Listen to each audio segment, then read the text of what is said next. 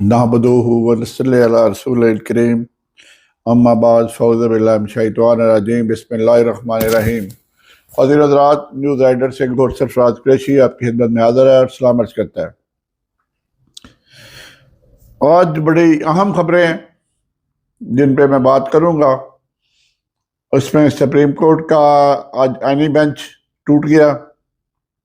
उसमें जस्टिस आयशा मलिक ने क्या किया, उसके बाद चीफ मिनिस्टर केपी के ने मुलाकात की इमरान खान से तकरीबन 1 घंटा डाला जेल में।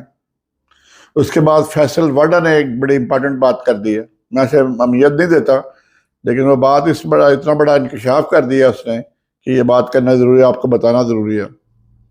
अमेरिका के प्रेशर पे बात होगी। अंसार अब्बासी ने जो पहले कहता था जी ये इस्टेब्लिशमेंट बात नहीं करना चाहती, ये नहीं करना चाहती, वो क्या कह रहा है, इन मौजूदात पे बात करूंगा। तो सबसे पहले मैं आ रहा हूँ जी सुप्रीम कोर्ट पे। सुप्रीम कोर्ट में आज बोल न्यूज़ के जो मुलाजमीन है उनकी सैलरी का मसला था। उनको 6 महीने से बोल न्यूज़ सैलरी नहीं दे रहा, तो उस पर जस्टिस अमीनुद्दीन ने सो मोटो ले लिया। इस पे जस्टिस आयशा मलिक ने ये केस की समाअत करने से इनकार कर दिया। बादू नज़र में मेरी राय ये है, वो तो जब लिखेगी आर्डर तो फिर पता चलेगा। मेरी राय ये है कि 184(3) का अख्तियार चीफ जस्टिस के अलावा किसी के पास है ही नहीं।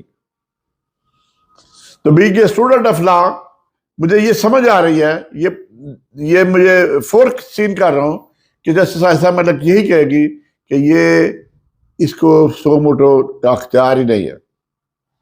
दूसरा, जमाल मंदोखेल साहब जस्टिस जो है सुप्रीम कोर्ट के आईनी बेंच के, उन पे घी कंपनी की बात हो रही थी, तो फुल कोर्ट ने फैसला किया हुआ था। तो वकील ने कहा जी कि ये फुल कोर्ट का मामला है।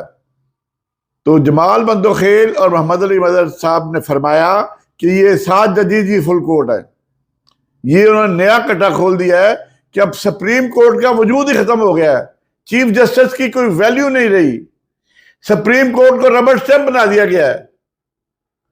ये आने वाले दिनों में बहुत बड़ा तूफान लेके आएंगे ये चीजें, जो कुछ ये कर रहे हैं।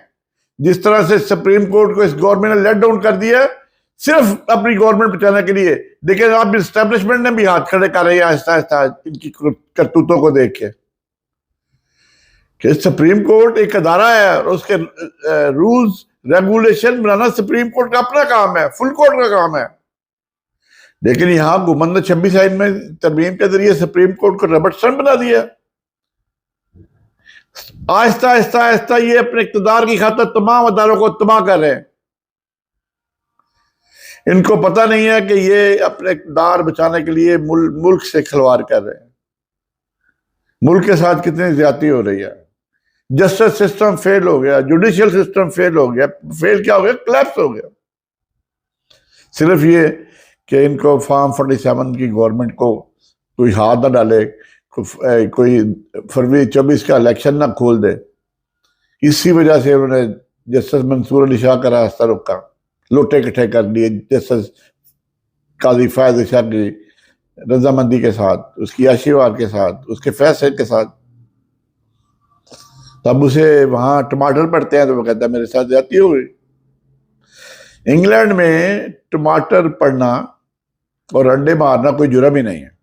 ये पाकिस्तान थोड़ी है, वहाँ फ्रीडम ऑफ स्पीच है, फ्रीडम ऑफ स्पीच उनके कॉन्स्टिट्यूशन जो उनका कस्टम्स है उससे दी हुई है। वहां तो इंग्लैंड में तो कॉन्स्टिट्यूशन ही को नहीं है, वो तो कस्टम पे वो सारा कुछ काम करते हैं। तो ये अब दूसरा आपको ये मैं भूल ही गया था कि एवन फीड के मालकान बैंकरप्ट हो गए। ये इनकी बैंकरप्सी जो है, अब ये सारा कुछ इनका जो वहाँ एवन फीड सारा कुछ जब्त हो जाएगा। असल में ये वहाँ उनकी बेइज्जती बड़ी हो रही है। ये शिफ्ट करना चाह रहे हैं यूके से कतर में या किसी और मुल्क में जाएंगे जहाँ ये इज्जत के साथ रह सके, क्योंकि यूके में तो लोग इतने गैरतमंद हैं वो बाहर आ जाते हैं। तो जनाब अब बात होगी आज जो अमीन गंडापुर, अली अमीन गंडापुर, उसने अडयाला जेल में 1 घंटे तक इमरान खान से मुलाकात की। एक वक्त ये था कि ईमान अमीन गुंडापुर को गिरफ्तार करने लिए केपी के उसमें चले गए। उसका जो केपी के उसका जो सिंबल था उसको उन्होंने बलडोज किया, उसकी भी हरमत की, और वो केस आज भी है, लेकिन अब उसको गिरफ्तार नहीं कर रहे। तो जो बातचीत हुई है, जो मेरे जराए बताते हैं, वो एक तो हुई है 24 नवंबर पे जो ये एहतजाज कर रहे हैं, पीटीआई जो एहतजाज कर रही है, और ये अली मोइन गुंडापुर से एस्टेब्लिशमेंट ने भी रब्ता किया। एस्टेब्लिशमेंट ने नहीं बल्कि एस्टेब्लिशमेंट के नुमाइंदे ने रब्ता किया गया है, वो मुहसिन नकवी है। तो जो मुझे बताया गया है मुबैना तौर पे यही है कि मुहसिन नकवी ने कुछ तजावीज़ दी हैं, जो शायद जिसकी वजह से जो 24 का जो है एहतजाज वो मुखर हो जाए। इसकी खबर आज अंसार अब्बासी ने भी दी है। अंसार अब्बासी ने कहा है कि खुफिया तरीके से हुकूमत और पीटीआई के दरमियान मुज़ाकरात हो रहे हैं, और यही अंसार अब्बासी जो कहता था कि पीटीआई के साथ कोई मुज़ाकरात करेगा नहीं, इनकी खाम ख्याली है। आज वही खबर दे रहा है कि खुफिया ज़राए से इनकी हुकूमत और इसके दरमियान मुज़ाकरात हो रहे हैं, और अगर कोई फैसला हो गया तो इस्टेब्लिशमेंट को ऑन बोर्ड लिया जाए। लेकिन जहाँ तरीके इंसाफ के सेक्रेटरी इतलात हैं शेख वकाक सकम साहब, उन्होंने इसकी तरदीद की है। उन्होंने कहा ये हमारा सबटाज कर रहा है, ये जो एहतजाज प्रोग्राम इसको हम दावत भेजते हैं किसी पे से बातचीत करने पे, इस हुकूमत के साथ बातचीत करने वालों पे। तो the message about the negotiation is very loud and clear that there is no negotiation between government and PTI. ये तो बात कंफर्म हो गई ना, शेख वकाक साहब नुमाइंदा है पीटीआई का। तो ये सबटाज कर रहे हैं, अंसार अब्बासी डिट्रैक्ट कर रहे हैं अवाम को कि ताकि एहतजाज के लिए ना निकल सके, और एहतजाज से इनकी कांपे टांग रही है। उधर बिलावल भुट्टो भी इनसे नाराज बैठा हुआ है। तो कहता जी मैं जुडिशल कमीशन का मेंबर बनना चाहता था, मुझे इन्होंने मेंबर नहीं बनना दिया। मेंबर इसने नहीं बनना दिया कि एस्टेब्लिशमेंट ने नहीं बनना दिया। ये भी सोचने वाली बात है। वरना इस गवर्नमेंट की क्या मजाल है कि भाई जो 26वीं तरमीम का जो करने वाला था उसको ना शामिल करते। हालांकि जुडिशल कमीशन में जाना उसका कैलिबर ही नहीं था बिलावल का। और वो कह रहा है जी उसके बाद जो कानून साजी हुई है, खासतौर पे जो एक्सटेंशन की गई है, कहते हैं मैं एतबार में नहीं लिया गया, खुफिया तरीके से लाया गया, उसको तो कामा कमेटी में भी नहीं भिजवाया गया, बलडोज किया गया है। दूसरी बात जो मैं करने वाला था कि बल्कि अमीन गंडापुर साहब जो है वो गैर बातचीत के वहां से निकल गया, और जो जराए बता रहे हैं कि अली अमीन को इमरान खान ने गो हेड दे दिया है कि वो चाहे तो बात कर सकता है जहाज के बारे में। और अली अमीन गंडापुर बगैर बातचीत किए हुए अडयाला जेल से निकला और एपस कमेटी में चला गया। एपस कमेटी में जहाँ वो सारे आर्मी चीफ भी होते हैं तमाम, और प्राइम मिनिस्टर की ज़रिए सदारत वो इजलास होता है, तो सीधा वहाँ से प्राइम मिनिस्टर को के इजलास एपस कमेटी के इजलास में चला गया वहाँ से।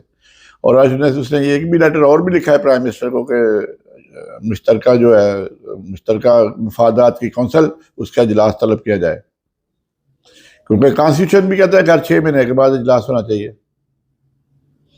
तो अच्छा गया अली अमीन गंडापुर ने, लेकिन अंदाजा लग रहा है कि अली अमीन गंडापुर जो है विकेट की दोनों साइड पे खेल रहा है। इमरान खान भी इतना कोई बचा तो नहीं है ना, उसको भी वजह क्या हो रहा है, उसको जेल में तमाम इंफॉर्मेशन मिल रही है उसको। उसकी जैसे बुशरा बीबी को उससे हदायत की थी कि सारे एमएनएस और एमपीएस जो टिकट होल्डर है और एमपीएस एमएनएस जो है उनको कॉल करे, और उसने कहा है कि इस तरह गिरफ्तारी से नहीं माना जाएगा, कोई बंदा गिरफ्तार नहीं होगा। ये फरमाइशी गिरफ्तारियां भी होती है ना, मुझे खुद ही याद है किस किस की फरमाइशी गिरफ्तारियां हुई थी। नवाज शरीफ की गवर्नमेंट में, अब मुशर्रफ के गवर्नमेंट में जब नवाज शरीफ आ रहा था तो लोगों ने फरमाइशी गिरफ्तारियां करवाई थी। मैं उस वक्त सेक्रेटरी प्रोसिक्यूशन के पास बैठा हुआ था, वो अल्लाह ताला की रहमत करे वो फौत हो गए, लेकिन वो वहाँ फोन आता था जी हमें गिरफ्तार करे। और बड़े मुझे हंसी आ रही, बड़े सीनियर इस वक्त एक भी जिंदा है एक लीडर। तो जनाब फैसल वाडा साहब कह रहे हैं कि चीन की हुकूमत एक औरत जो पंजाब की वजीर है उससे नाराज है, सख्त नाराज है। तो अहमद मीर ने उसको जवाब किया कि अब वो चीफ मिनिस्टर है, कहता है वो इतना नहीं मैं बताना चाहता। तो जो मोहतरमा ने जो कुछ स्टेटमेंट दिया है उससे जो चीन के जो एम्बेसडर है उसने ये कन्वे भी कर दिया है गवर्नमेंट को कि हम बहुत सख्त, और हमारी बड़ी जो गवर्नमेंट है बड़ी सख्त अंदाज है स्टेटमेंट्स। दूसरा, ये एस्टेब्लिशमेंट पे भी अमेरिका का प्रेशर शुरू हो गया, हालांकि अभी तो डोनाल्ड ट्रंप ने हलफ नहीं उठाया, 5 जनवरी को हल्फ होना है उसका, लेकिन उससे पहले ही, क्योंकि अमेरिका तो ये कहते थे, ख्वाजा आसफ साहब कहते थे कि हमें तो ऑक्सीजन ही वहां से मिलती है। ख्वाजा साहब का तो वैसे अमेरिका से बड़ा गहरा तल्लुक है, उनके दामाद भी उधर ही होते हैं, इकलौते दामाद है उनके, वो भी इकलौता बेटा है उनका। तो जनाब ये सूरत हाल है, ये चीज़ें आपसे बताने ज़रूरी थी कि ये जो 184(3) पे जो सुप्रीम कोर्ट का आज जो क्लैश हुआ जजेस में, इसमें आयशा मलिक जो उसने बेंच से लैदा हो गई और बेंच ही टूट गया, इस पे जब जजमेंट आएगी तो वही जस्टिस आयशा मलिक ज़रूर लिखेगी इस पे कि 184(3) इस कॉन्स्टिट्यूशन का इख्तियार ही नहीं है। जो मैं तो being a student of law आपको बता रहा हूँ कि यही पॉइंट हो सकता है बेंच से अलग होने के लिए।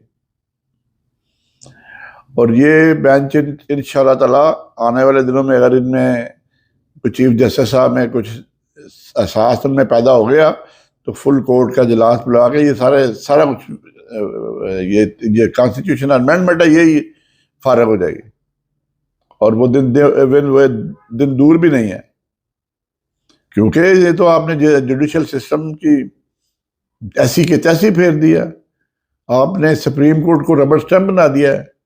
अब आपके पार्लियामेंट के सामने इंटरव्यू करेंगे, अपनी मर्जी के जज लाया करेंगे, अपनी पार्टी से जज लिया करेंगे, जैसे बेनजीर भुट्टो साहब अल्लाह ताला रहमत करे, वो कहती है मैं जहांगीर बदर को चीफ जस्टिस लगा देती हूँ सुप्रीम कोर्ट का, तो वही हाल होने वाला है और वही हो रहा है। लेकिन ये तमाम चीजें, दीज आर अलार्मिंग थिंग्स,